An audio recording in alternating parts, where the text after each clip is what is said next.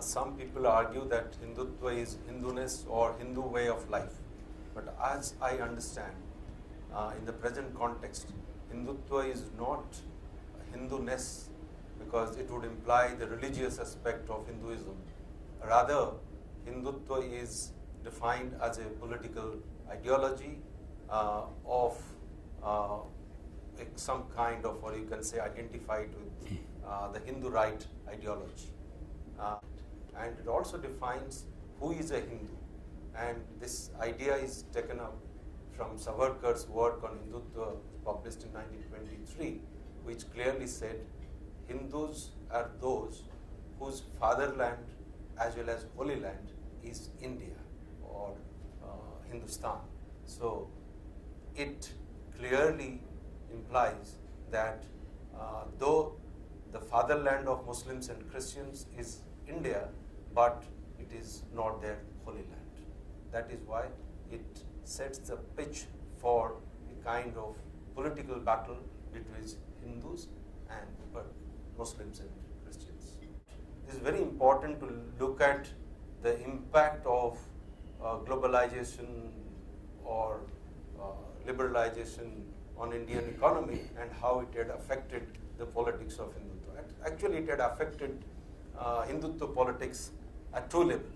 One is, of course, political level, and the other is organizational level. Politically, ideologically, it has given a kind of setback to the kind of identity politics. At the same time, you find also resurgence of identity politics. So you find contradictory trends in the impact of globalization on Hindutva politics. Ideologically, it has also diluted, in some sense, the ideas the Hindutva represented by opening up to the West and to the global ideas and so on. But it has also affected it organizationally. Now the young people who constituted the core of the Hindutva cadre, they are not actually,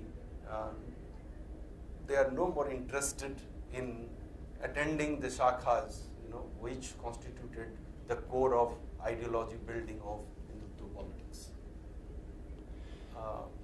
Economic sense, I would argue that for long the RSS, BJP, which represented Hindutva ideology, they started talking of Swadeshi. They started talking of a kind of economy which celebrates India.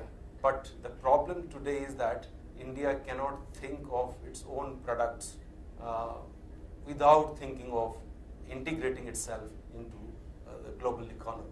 So that's a paradox. That is why this sustained kind of economic nationalism represented by Swadeshi did not work. They are trying to reinvent, trying to integrate into the global kind of ideas and both political as well as economic. At the same time, it's very hard for them to come out of their old moodings and ideological moodings and political commitment.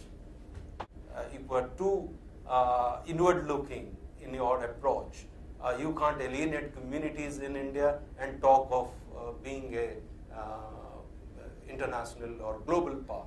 So you have to bring the communities together. You have to make ideological revision.